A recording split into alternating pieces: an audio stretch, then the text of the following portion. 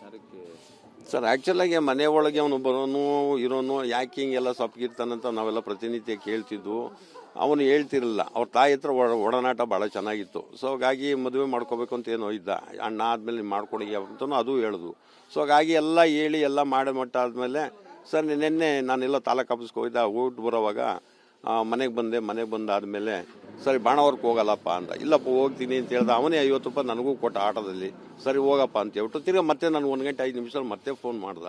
ಎಲ್ಲಿದ್ಯಪ್ಪ ಅಂತ. ಇಲ್ಲ ಹೊಟ್ಟಿದ್ಯಾ ಹೆಂಗಪ್ಪ ಅಂತ. ಹೂನಪ್ಪ ಹೊಟ್ಟಿದ್ದೀನಿ ಅಂತಲೂ ಹೇಳಿದೆ. ಈ ಸೂಸೈಡ್ ಮಾಡ್ಕೋತಾನೆ ಈ ಥರ ಅನ್ನೋದು ಒಂದು ಹುಡುಗಿಗೋಸ್ಕರ ದಯವಿಟ್ಟು ನನಗೆ ಗೊತ್ತಿಲ್ಲ. ಸೊ ಅನ್ಯಾಯ ಆಗಿದೆ. ಮೂಟ ಹೊತ್ತು ಜೀವನ ಮಾಡಿ ಸಾಕಿ ಈ ಕೈ ನೋಡಲಿಲ್ಲ ಅವನನ್ನು. ದಯವಿಟ್ಟು ಕೈಯನ್ನು ನೋಡಲಿಲ್ಲ. ಆದರೂ ಭಾಳ ಚೆನ್ನಾಗಿ ಸಾಕ್ದೆ. ಯಾರಿಗೂ ಕೈಗೆ ಬಿಟ್ಟಿರಲಿಲ್ಲ, ಎಂಥದ್ದು ಇಲ್ಲ. ಮಕ್ಕಳು ಸಾಕಿ ಸಲ್ವಿ ಮಾಡಿ ಪ್ರಪಂಚಕ್ಕೆ ಈ ಥರ ಮಕ್ಕಳು ಮಾಡಿದವಾಗ ನಾನು ಭಾಳ ನೋವಾಗ್ತಾ ಇದೆ. ದಯವಿಟ್ಟು ನಿಮ್ಮ ಸಹಕಾರನೇ ಆಗಿರ್ಬೋದು. ಪ್ರಪಂಚಕ್ಕೆ ಪ್ರತಿಯೊಂದು ನ್ಯೂಸ್ ಕೊಟ್ಟು ತಂದೆ ತಾಯಿಗಳಿಗೂ ಯಾರಿಗೂ ನೋವು ಬರಬಾರ್ದು. ನನಗೆ ಹೇಳಂತ ಮಟ್ಟ ಅವ್ರ ತಾಯಿ ಕಂಡ್ರೆ ಭಾಳ ನೋವು ಆಗುತ್ತೆ ನನಗೆ.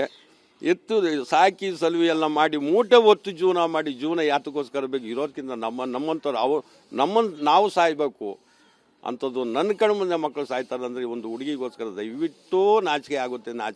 ದಯವಿಟ್ಟು ಇದೊಂದು ಪರಿಹಾರ ಏನಾದ್ರು ಮಾಡಿ ದಯವಿಟ್ಟೊಂದು. ಹುಡುಗಿ ಪರಿಚಯ ನಿಮ್ಗೇನೋ ಗೊತ್ತಿತ್ತಾ? ಹುಡುಗಿ ಇಲ್ಲ, ಒಂದು 2 ವರ್ಷದಿಂದ ಏನೋ ಒಂದು 8 ತಿಂಗಳಿಂದ ನಮ್ಮ ಮನೆಗೆ ಬಂದಿದ್ರು. ಆ ಹುಡುಗಿ ಬಂದು ಒಂದು 40 ಲಕ್ಷ ರೂಪಾಯಿ ಸಾಲ ಇದೆ ಅಂತಲೂ ಹೇಳಿದ್ರು. ಸೊ ಅದನ್ನು ನಾನು ನಿಮ್ಮ ಮಗರೇ ತೀರಿಸ್ತೀನಿ ಅಂತಲೂ ಹೇಳಿದ್ರು. ಸರಿ ಆಯ್ತಮ್ಮ ಏನೋ ಮಾಡಿಕೊಂಡು ಮದುವೆ ಮಾಡಿಕೊಂಡು ನಿಮ್ಮದೇ ಅದು ಹೇಳಿದೆ ನನ್ನ ಮಗನಿಗೆ. ಹುಡುಗಿಗೆ ಮಾತ್ರ ಅನ್ಯಾಯ ಮಾಡೋಕೆ ಹೋಗ್ಬೇಡಪ್ಪ, ಅದು ನನ್ನ ಮಗು ಅಂತ ಹೇಳ್ಬಿಟ್ಟು ನಾನು ಇದನ್ನೆಲ್ಲ ಬುದ್ಧಿವಾದ ಹೇಳಿದೆ. ಇಲ್ಲಪ್ಪ ನಾನು ಅನ್ಯಾಯ ಮಾಡೋದು. ಸೊ ಅನ್ಯಾಯ ಅವ್ನು ಮಾಡೋದಕ್ಕಿಂತ ಮುಂಚೆ ನನಗೆ ಅನ್ಯಾಯ ಮಾಡ್ಬಿಟ್ಟು ಹೊರಟೋದು. ಸರ್ ಬರ್ದಿದ್ದಾರೆ. ಏನೋ ದಿವ್ಯಾ ಮತ್ತು ಏನೋ ಪಾರ್ವತಮ್ಮ ಅವ್ರ ತಾಯಿ ಅಂತ ಹೇಳ್ಬಿಟ್ಟು ಏನೋ ಡೆತ್ ನೋಟ್ ಎಲ್ಲ ಬರೆದು ಯಾರ್ಯಾರು ದುಡ್ಡುಗಳು ಕೊಡುವ ಹಣ ಕಾಸುಗಳು ಇವೆಲ್ಲ ಬರೆದು ಇಟ್ಬಿಟ್ಟು ಅವಳಿಂದ ನನ್ನ ಸಾವು ಅಂತ ಹೇಳ್ಬಿಟ್ಟು ಹೋಗಿದ್ದಾರೆ. ಕಟ್ಟುಮಸ್ತಾಗಿ ಬೆಳೆಸ್ಕೊಂಡು ಚೆನ್ನಾಗಿದ್ರು ಕಣ್ಣೆದುರುಗಡೆ ಓಡಾಡಿಕೊಂಡು ಅಚಾನಕ್ ಈ ಚಿಕ್ಕ ವಿಚಾರಗಳಿಗೆ ಮಕ್ಕಳು ಸೂಸೈಡ್ ಮಾಡ್ಕೊಳ್ತಾರೆ ಅಂದರೆ ಭಾಳ ನಾಚಿಕೆ ಆಗುತ್ತೆ. ನಿಮ್ಮ ಹೆಸರು? ಶ್ರೀಧರ್ ಹೆಸರು. ಆಯಿತು. ಯಾವ ವಿಚಾರಕ್ಕೆ ಸರ್ ಆ್ಯಕ್ಚುಲಾಗಿ ಮನೆ ಒಳಗೆ ಅವನು ಬರೋನು ಇರೋನು ಯಾಕೆ ಹಿಂಗೆಲ್ಲ ಸೊಪ್ಪಗಿರ್ತಾನಂತ ನಾವೆಲ್ಲ ಪ್ರತಿನಿತ್ಯ ಕೇಳ್ತಿದ್ವು. ಅವನು ಹೇಳ್ತಿರಲಿಲ್ಲ. ಅವ್ರ ತಾಯಿ ಹತ್ರ ಒಡನಾಟ ಭಾಳ ಚೆನ್ನಾಗಿತ್ತು. ಸೊ ಹಾಗಾಗಿ ಮದುವೆ ಮಾಡ್ಕೋಬೇಕು ಅಂತ ಏನೋ ಇದ್ದ. ಅಣ್ಣ ಆದಮೇಲೆ ಮಾಡ್ಕೊಡಿ ಅಂತಲೂ ಅದು ಹೇಳಿದ್ವು.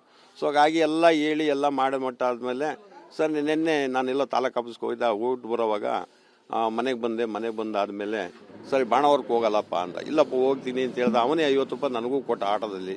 ಸರಿ ಹೋಗಪ್ಪ ಅಂತ ಹೇಳ್ಬಿಟ್ಟು ತಿರ್ಗಿ ಮತ್ತೆ ನಾನು 1 ಗಂಟೆ 5 ನಿಮಿಷ ಮತ್ತೆ ಫೋನ್ ಮಾಡ್ದ.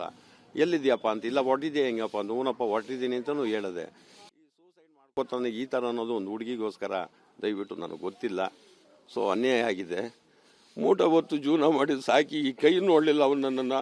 ದಯವಿಟ್ಟು ಕೈಯನ್ನು ನೋಡಲಿಲ್ಲ. ಆದರೂ ಭಾಳ ಚೆನ್ನಾಗಿ ಸಾಕ್ದೆ. ಯಾರಿಗೂ ಕೈಗೆ ಬಿಟ್ಟಿರಲಿಲ್ಲ, ಎಂಥದ್ದು ಇಲ್ಲ. ಮಕ್ಕಳು ಸಾಕಿ ಸಲ್ವಿ ಮಾಡಿ ಪ್ರಪಂಚಕ್ಕೆ ಈ ಥರ ಮಕ್ಕಳು ಮಾಡಿದವಾಗ ನಾನು ಭಾಳ ನೋವಾಗ್ತಾ ಇದೆ.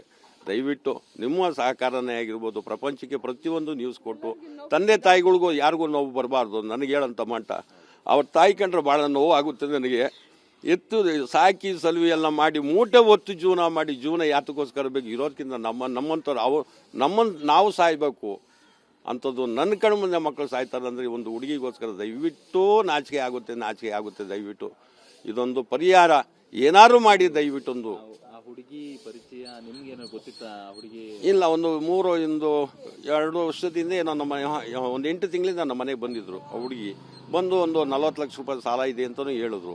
ಸೊ ಅದನ್ನು ನಾನು ನಿಮ್ಮ ಮಗರೇ ತೀರಿಸ್ತೀನಿ ಅಂತಲೂ ಹೇಳಿದ್ರು. ಸರಿ ಆಯ್ತಮ್ಮ ಏನೋ ಮಾಡಿಕೊಂಡು ಮದುವೆ ಮಾಡಿಕೊಂಡು ನಿಮ್ಮದೇ ಅದು ಹೇಳಿದೆ ನನ್ನ ಮಗನಿಗೆ. ಹುಡುಗಿಗೆ ಮಾತ್ರ ಅನ್ಯಾಯ ಮಾಡೋಕೆ ಹೋಗ್ಬೇಡಪ್ಪ, ಅದು ನನ್ನ ಮಗು ಅಂತ ಹೇಳ್ಬಿಟ್ಟು ನಾನು ಇದನ್ನೆಲ್ಲ ಬುದ್ಧಿವಾದ ಹೇಳಿದೆ. ಇಲ್ಲಪ್ಪ ನಾನು ಅನ್ಯಾಯ ಮಾಡೋದು. ಸೊ ಅನ್ಯಾಯ ಅವ್ನು ಮಾಡೋದಕ್ಕಿಂತ ಮುಂಚೆ ನನಗೆ ಅನ್ಯಾಯ ಮಾಡ್ಬಿಟ್ಟು ಹೊರಟೋದು. ಸರ್ ಬರ್ದಿದ್ದಾರೆ.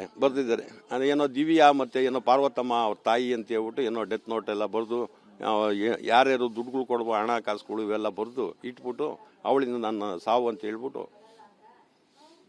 ಹೋಗಿದ್ದಾನೆ. ಕಟ್ಟುಮಸ್ತಾಗಿ ಬೆಳೆಸ್ಕೊಂಡು ಚೆನ್ನಾಗಿದ್ರು ಕಣ್ಣೆದುರುಗಡೆ ಓಡಾಡಿಕೊಂಡು ಅಚಾನಕ್ ಈ ಚಿಕ್ಕ ವಿಚಾರಗಳಿಗೆ ಮಕ್ಕಳು ಸೂಸೈಡ್ ಮಾಡ್ಕೊಳ್ತಾರೆ ಅಂದರೆ ಭಾಳ ನಾಚಿಕೆ ಆಗುತ್ತೆ. ನಿಮ್ಮ ಹೆಸರು? ಶ್ರೀಧರ್ ಹೆಸರು. Thank you.